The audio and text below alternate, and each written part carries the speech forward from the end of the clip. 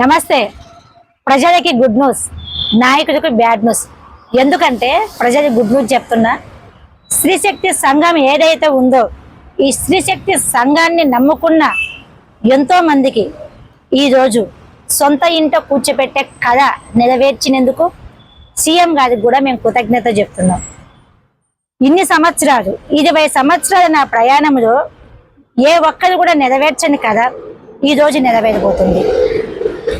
ఎందుకు కూడా ఈ కథ నెరవేరిందని చెప్పి నేను చెప్తున్నానంటే, ఎన్ని వందల ఎకరాలు గవర్నమెంట్ భూములను కబ్జా చేసిన నాయకుల కానించి మనం గవర్నమెంట్కి అప్పచెప్పినాం కాబట్టి ఈరోజు గవర్నమెంట్ నుంచి మనకి హామీ వచ్చింది.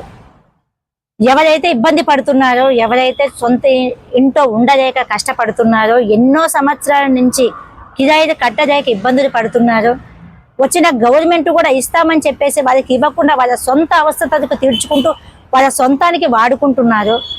వీటికి అన్నిటికీ పులి స్టాప్ పెడదాం, ఈ ప్రజల రాజ్యాన్ని ప్రజలకి తీసుకుపోదాం అన్న ఒక ఆలోచన ఇన్ని సంవత్సరాల తర్వాత ఇప్పుడు సీఎం గారు చెప్తున్నారంటే ఇది చాలా హ్యాపీగా ఉంది.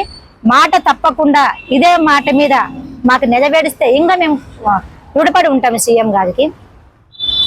మన దానికి వచ్చిన న్యూస్ ఏంటంటే, అన్ని సంఘాల కంటే ఈరోజు స్త్రీశక్తి సంఘం ఎన్నో వందల ఎకరాల గవర్నమెంట్కి అప్పచెప్పింది కాబట్టి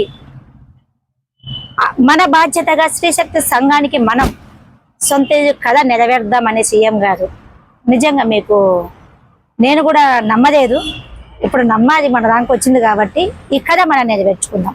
ప్రజలకు నేను చెప్పే మాట ఒకటే, ఎవరైతే ఎన్నో సంవత్సరాల నుంచి మన ఈ హైదరాబాదులో మియాపూర్ డివిజన్ కానీ, మాదాపూర్ డివిజన్ కానీ, మన శ్రీలింగంపల్లి నియోజకవర్గంలో ఈ చుట్టుముట్టు ఎవరైతే ఉన్నారో, సొంత ఇల్లు లేకుండా బాధపడుతున్నారో, ఇబ్బంది పడుతున్నారో, కష్టపడుతున్నారో వాళ్ళకి నేను గుడ్ న్యూస్ చెప్తున్నా.